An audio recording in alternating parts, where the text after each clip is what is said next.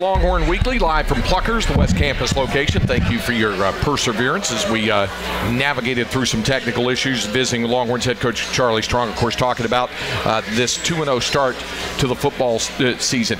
After the first game, and it was such an emotional win and a huge win for the program as well as for this particular team as well, you and Vance Bedford and Sterling Gilbert and the rest of your coaching staff, I thought did an excellent job of trying to make sure the guys got back on center pretty quickly and shelved or compartmentalized that victory, and they seemed to take all that to the field. So this, I know, is going to be a completely different mentality going on the road, but I wanted to give you a chance to talk about what went through the guys' minds during the week leading up to the game and how they were able to put all that, process all of that, and get down to the business of getting ready to play UTEP before you get ready to go on the road now. Well, you look at it, Craig, one game doesn't make a season, and we knew that it's always the next game, and that's what we always talk about, the next game. You take them one at a time. So last week, we had to get ready for UTEP, and our players, we want to make sure that we got them back focused, and the preparation was there. So as a coach, and I always say, the players are going to follow the lead of the coaches. So if the coaches coach hard and work hard, then the players are going to do it. But if we relax and then we don't take it serious, then they're not going to do it.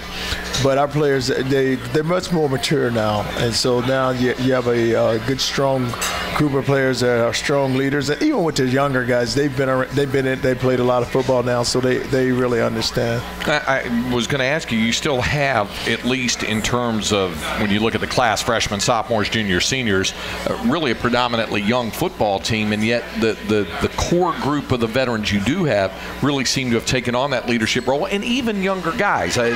People think of Malik Jefferson as a leader. He's only a sophomore, but right. Yet there are guys who have accepted that leadership mantle, and I know that's got to help the team overall. Well, what has happened, though, even with the younger players, they have played a lot of football, too. But I always go back to, I see Perk, I see Petey, I see Blewett, I see Boyette, those guys, Tim Cole, they've been Sherrod, Vaccaro, those guys have been around, and they've been in the program for a long time. And so they want to win. So what has happened is they've taken hold of the younger players, and the younger players are buying into it with them. Your defense has 8 sacks through 2 games. It is leading the Big 12 Conference in that category. Could you have expected them to have made that much progress that quickly to the point where they're getting that much pressure on the quarterback so early in the season? Well, you play 2 teams, and even with the last team, we didn't think they would throw the ball as much. But you play 2 teams that is the first game for sure where they move the ball down the field, and it's all about getting pressure, and that comes on 3rd down. So you need to get pressure on 3rd down so you can get off the field.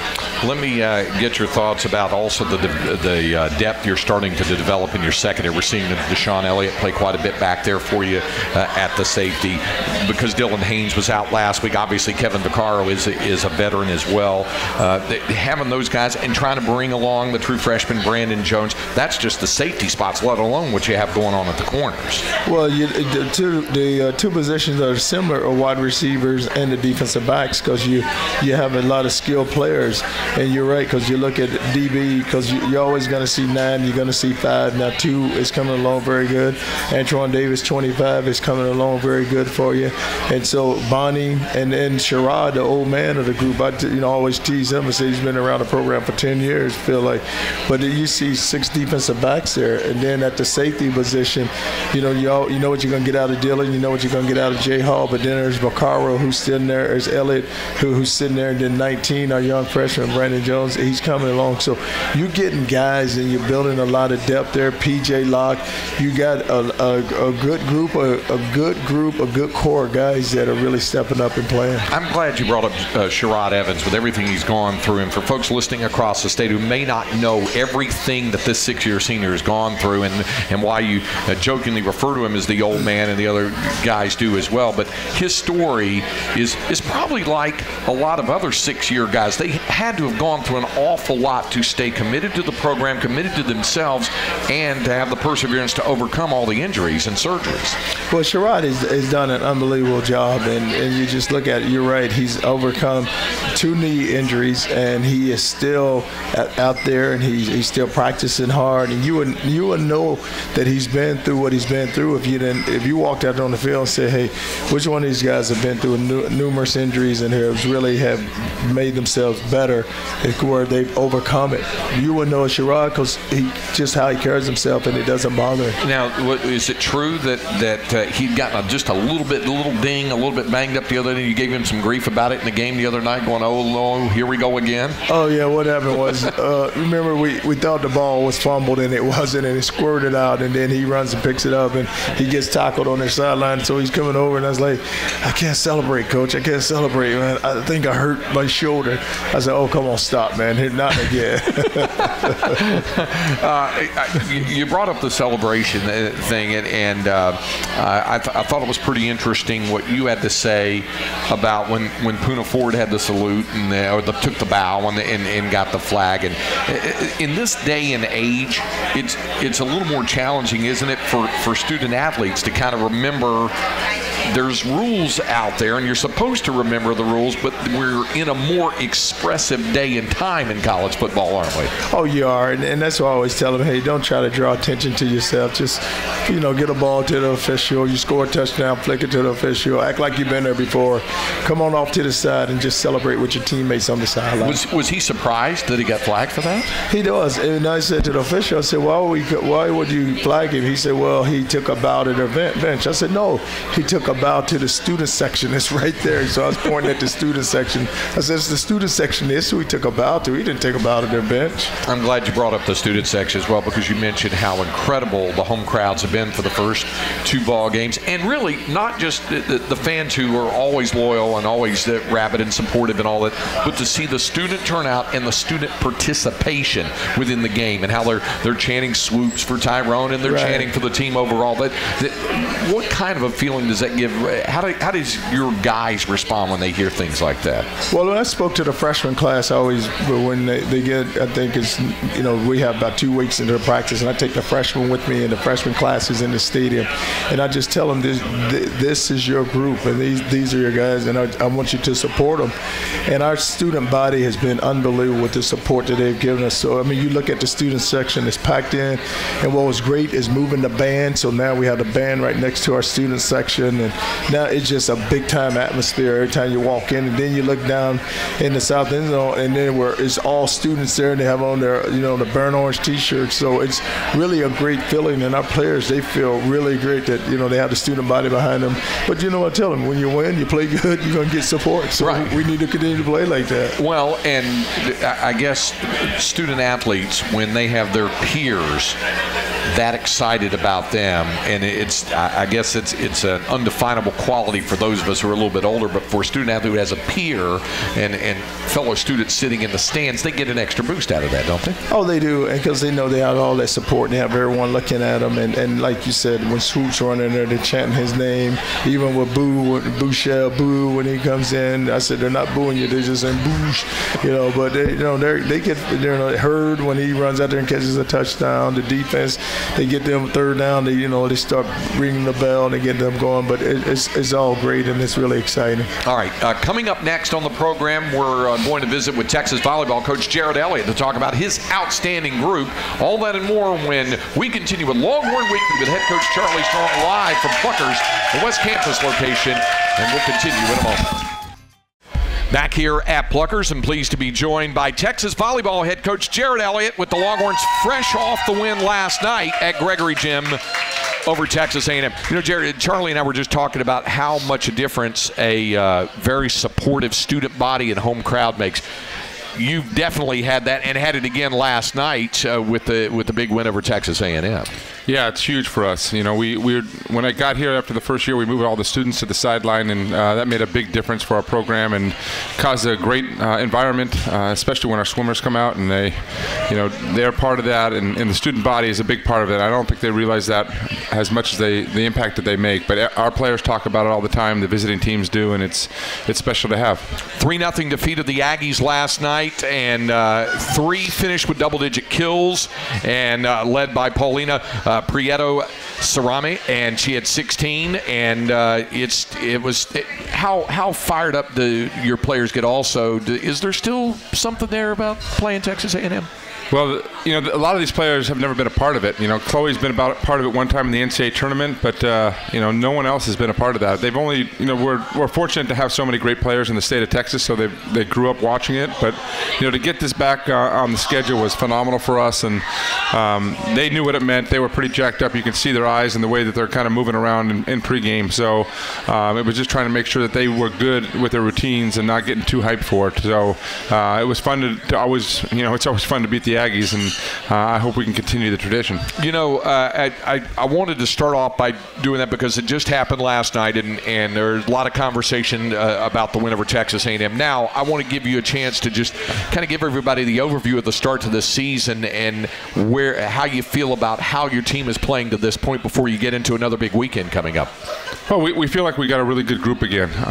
This could be arguably the best group of pin hitters that we have, 2 outside hitters on the right side. We're really young in the middle, and that's an area that we've got to improve on. But from the pin perspective, we've been putting up big numbers. Our offensive numbers are really, really good, and we feel good about where we're going and the development of our team. Watching film of the match last night, we're starting to do better things than we did a week ago. So we're starting to kind of dial in a little bit more, and that's great.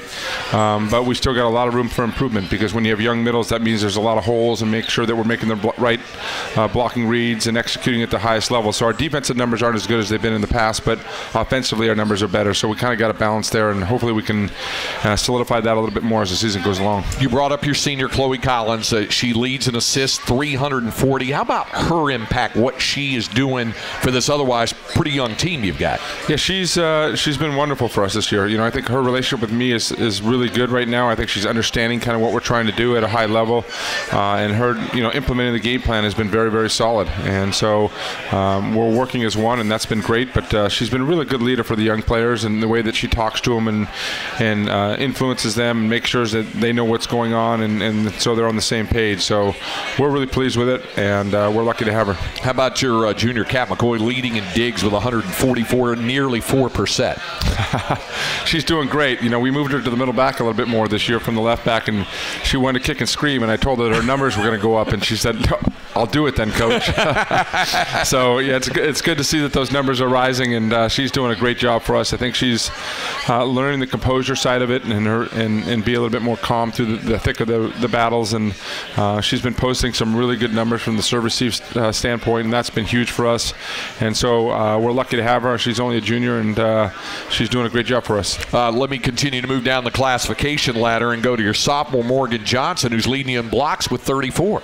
Yeah, Morgan has had to step in right now and move into the M1 position. She's always been an M2, which means there's 2 hitters around her at all times. So now she's kind of the lone wolf and having to kind of learn at a faster pace. But she's making some really good reads. That's the most impressive thing that she's been doing. She's jumping into angles. She's seeing. She's talking about the right things, and her development of her game continues to improve. And we need that. We need to get her the ball more, and for her numbers to go up a little bit more. But that's been the main focus of our practice for her and Nori right now. You talk about her moving. How agonizing is too strong a term, but how intensive is it, the study that you and the staff have when you have to make the moves that you make in shifting someone over, either due to graduation or injury, or how intensive is that process in determining who's going to be able to help you at some of the other positions?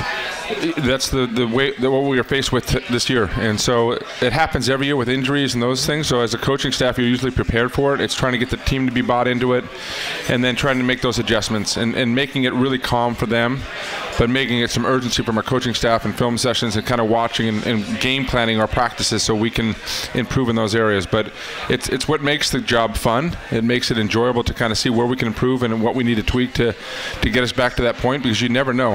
Last year's squad, with the injuries that we had, when they went down, we were talking about maybe a Sweet 16 team, and they just kind of kept getting better and believed in each other, and they took us for an amazing ride last year. So we've got better pins right now. We've got the opportunity to be a special team, and this year's the first time that they have the top 4 seeds get to host. So Sunday's game is critical for us and a big one for giving us that added bonus win. You mentioned, and I've heard coaches talk about this, about being able to individually deal with different players on a team differently, because they're as individualistic as any other people as well. Is that part of the coaching challenge that you like, understanding some student athletes' buttons are pushed differently than others? You have to deal with some differently than you might others. Yes. The only sport that calls the coach the right name is baseball. They're managers. So I refer to myself that as that's the biggest role that I have within my job, is that I've got my coaching staff, I've got the trainers and the strength coaches, the nutritionists, the academic people, and so I'm managing all these people. But then it gets down to how do they take care of our athletes. So each one comes from a different background. They're very unique, and we have to spend a lot of quality time with them to get to know them, to invest in them, to kind of know what buttons to push and how to kind of handle them. There's some players in the past, that wanted me to kind of be a little bit more stern with them. There's some players that we have now that kind of you need to pull them aside and just have a calm conversation with them so they can learn and trust you and kind of build that rapport. So it's the biggest and most important thing, I believe, as a coach, to build that rapport with the players and make sure that they have trust, know why you're doing things and have a reason behind it, and so that there's a development and a buy-in to it, so that you have a culture that is successful. Do you get a good read from players as you recruit them as to the type of motivated or the type of motivation that they prefer, whether it's the pat on the back or the old proverbial kick in the tail, whatever it is? Right. Do you get a good read on that from all the way back to the recruiting days? And do they evolve, and does that change over time? Well, our recruiting is so different than probably football and basketball. We are recruiting right now the 2018 class. Right. We have one left for that. We're hard on the 2019, and we're recruiting 2020. That's 8th and 9th graders. Wow. So there's a lot of risk involved with that. There's a lot of players that aren't mature yet, that aren't comfortable in their own skin. So there's a lot of development of where they're going to be then and how are they going to get there athletically, but what their personality is going to change too. We've had some really quiet players that we looked at and maybe passed on, and then they turned out to be pretty aggressive by the time they were seniors. So every year it's kind of an evolving process for us, but the recruiting for us is a little rolling the dice at times. So we're in terms of understanding them, it's more once they commit, getting them to call me, getting conversations with them, and more so just kind of building that trust with them. And then when they get here, we have to see, when it gets tough and we're throwing balls around and they're having to have a work ethic that's a little bit different than they're used to, is how tough are they and how are they able to kind of adapt to those situations. Do you ever have just the opposite of what you described, where someone who is just very, very talkative as an 8th or a 9th grader or a sophomore in high school, and by the time you get them on campus, they've kind of clammed up a little bit? We have some kids that have obviously been very successful, but we have kids sometimes that come on campus that can't function at a level because it's Texas and they've been watching it and all the media coverage, and it takes some time to adapt. Amy Neal, last year's Big 12 Player of the Year, was a prime example of that. She was the Big 12 Player of the Year, as I said, last year, but she came in as the Gatorade Player of the Year and all these accolades, won Junior Olympics, MVP of the state, and she had a really hard time. It just, the pressures of Texas and going, oh my gosh, I'm there, and the standards change. But she evolved so much, and it's such a great story for us. But you never know what you're going to get. That's why I tell our recruits, I have no idea how you're going to be until you step in our gym and see what the competition what that competition does to your morale and your confidence, and how we're going to develop you as a player. I know this is going to sound crazy, but that sounds kind of crazy, doesn't it? I mean, you say it's high risk and some of that. When you're projecting that far out, I mean, it's difficult. It's got to be an immense task for you and the staff. Our jobs are crazy. I mean, managing that age group is always the challenge, right? You sleepless nights, kind of wondering what's going to be the factor that makes them successful or kind of sends them the other way. So it's about managing, understanding them. But when you have a staff like mine with Eric and Tanya that are so experienced, and Donnie and Deanne, and we really have a team, so that we meet about our players, we understand about what each one's going through on and off the court. So we set up our little village to kind of help them on a personal level too, so they can become confident young women. You've got, and they do quite often take that next step. I mean, just going down the list, some of the alumni that are playing professionally. We saw Rachel Adams in the Olympics and winning the bronze for the USA in Rio. She's playing in Turkey. Amber Robertson is in Dubai. Julianne Fawcett is in China. Haley Eckerman's in Italy. Kat Bell's been in Turkey.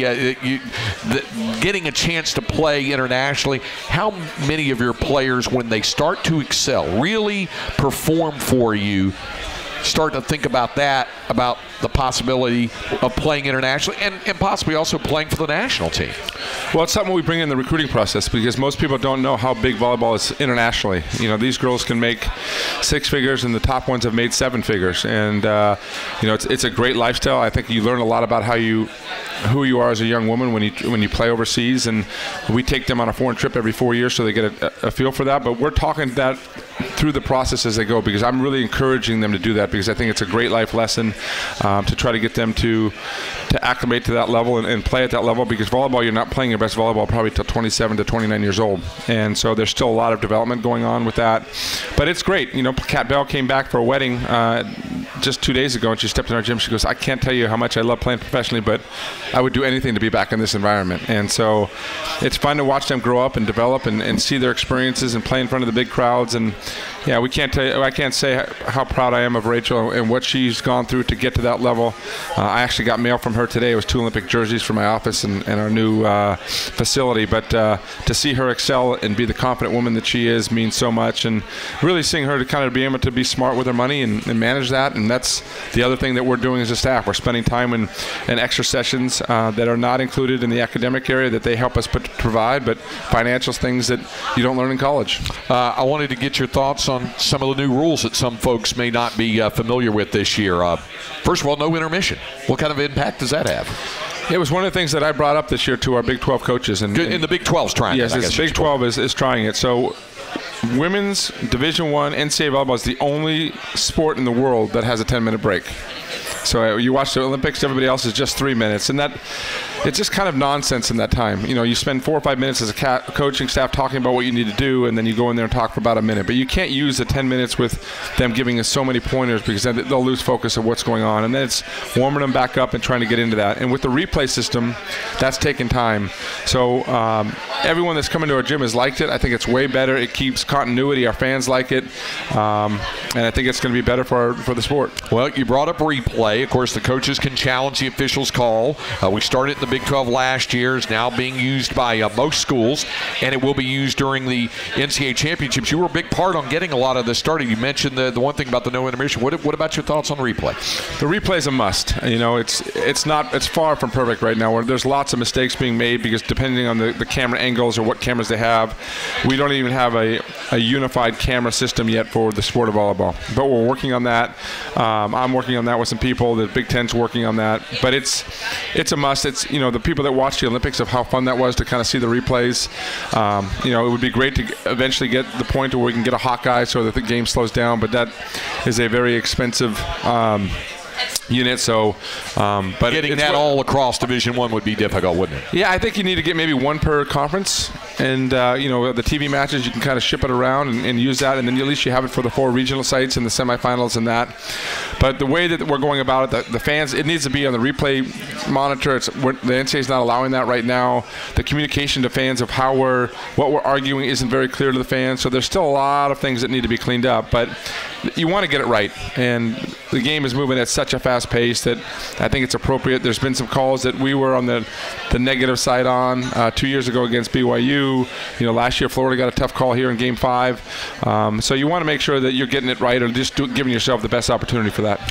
You mentioned Wisconsin. Second-ranked Texas will host number 6 Wisconsin, and currently with just one loss to top-ranked Nebraska. So the match at Gregory Gym Sunday at noon. Haven't seen Wisconsin since the 2013 Final Four. What are your thoughts on facing the Badgers? Yeah, they're well coached. They got arguably the best setter in the country in Carlini. That's a senior. They've got good, solid middles, and they're going to play great defense. Their defensive numbers are significantly better than ours at this point, but hopefully that our offensive numbers can challenge that a little bit and change the game. It's going to be great, but we need every fan, and we encourage you, if you're listening to the show and that, to spread the word so we can sell this out. I think we've got about 900 more tickets from as of this morning, so we need you. The student section, hopefully they'll be waking up and having some breakfast tacos and rolling out of bed to come and support us, but it's a big time game for us. It's really important, and we appreciate the support. Always great to see you. Appreciate you dropping by. Thank you very much. All right, Jared Elliott with us, Texas volleyball coach, second-ranked Longhorns. Charlie Strong rejoins us, but Longhorn Weekly will continue on the Longhorn IMG Radio Network. Second and goal, Longhorns from the UTEP 8. Bouchel from the shotgun with the snap, looks left, pumps, now going in the end zone for Warwick. He'll catch it. Touchdown, Texas. Ja'Cory Warwick in the corner of the end zone adds to the Longhorn score. There's another one of those Longhorn seniors who has certainly contributed with leadership as well as productivity, the guy you call Petey. And we asked him on the postgame show the other night, I said, once and for all, set the record straight. And he explained it. He said, that's not something Coach gave to me. He said, I've had that ever since I was real little. That. Yes, he has. He's had that name. So he told me that was his nickname, so I just call him Petey. Okay, all right. We got some questions from here in the restaurant. Matt wanting to know, with a 9:30 kickoff Saturday night at Cal, are there any specific or special preparations that you have to do differently in routine than what you would do, say, for a 6 or 6:30 or even a 7 o'clock kickoff?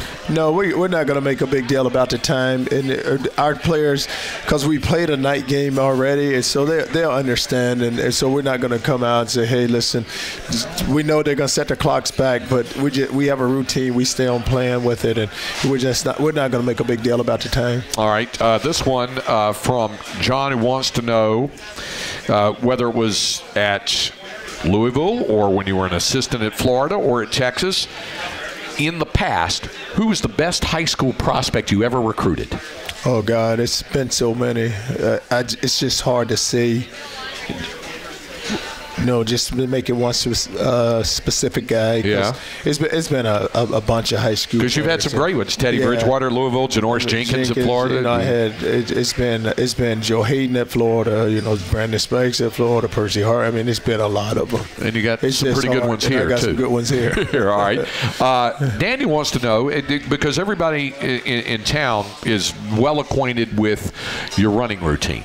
Mm-hmm. And I kind of wondered about this as well. He said, if a group were to kind of jog up behind you on a game day morning, would that pump you up or would it creep you out? Creep me up. You would? Yeah, creep me up. So if they just started doing that, kind of a la Forrest Gump, just started running behind you, that wouldn't work? I don't need a cheering group. Okay. All right. So everybody take note of that. All right.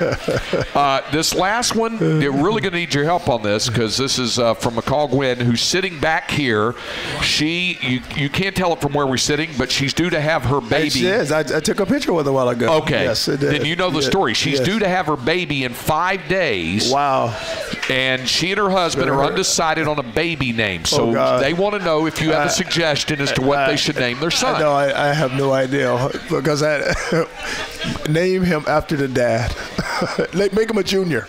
If not that, how about Bevo? Would that work? No, perhaps Mom's not with that. Probably not Bevo. Okay, all right. Just checking on that. Okay, coming up, we're going to take a look at the Cal Golden Bears. We'll talk about the opponent for this Saturday night in Berkeley when Longhorn Weekly with head coach Charlie Strong live from Pluckers, the West Campus location, continues in a moment.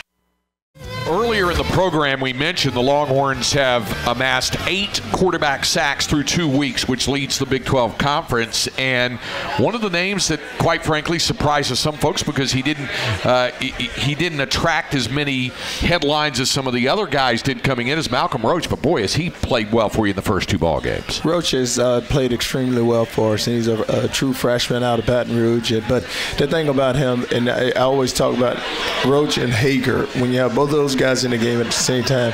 They go so hard, they create so much havoc that it's hard to block them. And because at some point, if they go hard, they're going to go hard enough where you're going to turn one of them loose and they're going to go get the sack. But Roach has played extremely well.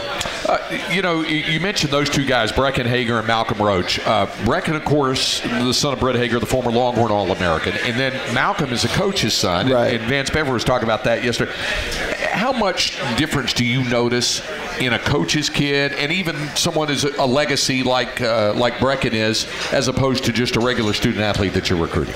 Well, it's not so much you notice how different they are, but it's just some guys, whether it be a coach's son or some legacy or whomever, some guys tend to go a little harder than other guys, and they just have that button that you push, and they just the moment they walk out, you know what you're going to get, and that's the way Hager is. Guys don't like blocking him because they say it's a headache because he just continuously just go, and they just throw their body around. They protect themselves, but they throw their body around where it's not going to matter because they're going to continue to give you more. You mentioned the other day at the news conference that you said you told the defensive staff, those two guys, I want to see them play, right? Yes, and I did. I said I want to see both those guys on the field, and we can put them out there at the same time, or we can alternate them back and forth, but I want to see those guys out there because I know what they can do. One would imagine that not only will we see those guys on the field, you're going to have a lot of defensive guys on the field on Saturday night, I guess, in the rotation when you go up against this Cal Bear offense, don't you?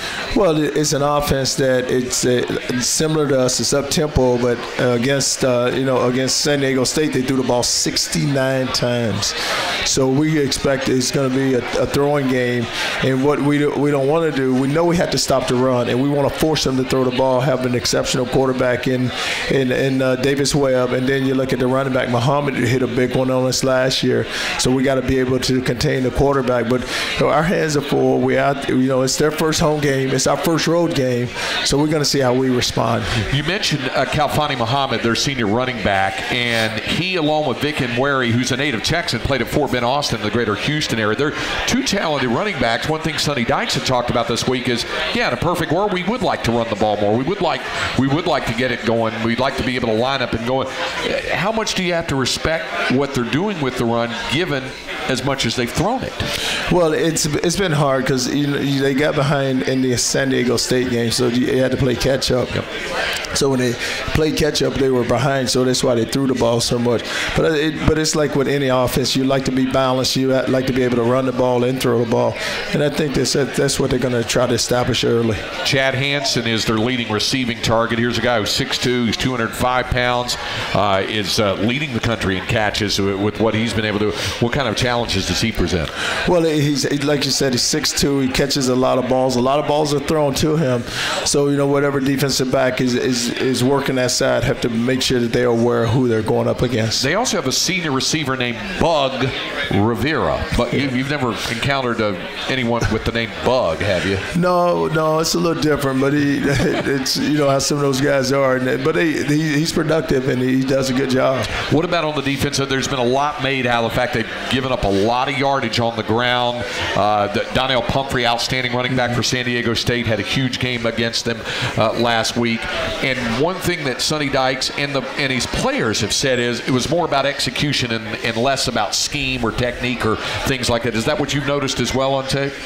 Well, it's almost like you look at their defense, but offensively we know we're going to have to continue to do the things we do, and we also know this, that we're going to have to improve. We got to get better because there's a lot of things that we can get better at on offense, and so we know what we're going up against with Cal, but we got to make sure that we can get the run game established and we can control the line of scrimmage. We had the question earlier about the different time changes. You said you're not going to make a big deal about it. This is, as you mentioned the other day, a business trip. Are you curious to see how your young guys react and respond to the first road trip, and a long one at that, this week? Oh, without a doubt, because you want to see how they react to it, and you also just want to see how we carry on, this the whole team. We're on the road now. We've been at home. We've had the crowd behind us. We've had everything in our favor. favor, and now we got to go away. And I always tell them that when you're on the road, just pack your defense, pack your quickness. Your kicking game needs to play well, your togetherness. But I always just feel like the team is yelling for you when you're playing. Just act like they're yelling for you, and let's just go play. I'm glad you brought up the kicking game because I didn't mention Michael Dixon, who's second in the nation at punting at 53 yards per punt, and Trent Domain, your transfer senior kicker. He's made all his kicks. He has. And so our kicking game is off to a great start. We're doing a great job of covering. You know, I know Boyd, like, he got some penalties, but you see him run down the field, how he covers and does an exceptional job in the kicking game. And like you said, Dixon with his punting, and then with Trent with the extra point and field goals, he's doing a super job. All right, we'll look forward to it. Saturday night, the Texas Longhorns and the Cal Golden Bears from Berkeley, California will be on the air at 8:30 Saturday night here on the Longhorn IMG Radio Network. The kickoff at 9:30 from Northern California, Texas and Cal. Game number 3 of this 2016 season. Thanks to all of you here at Pluckers for coming out. For head coach Charlie Strong, I'm Craig Wade. Thank you very much for joining us. We'll look forward to seeing you next week right here on Longhorn Weekend.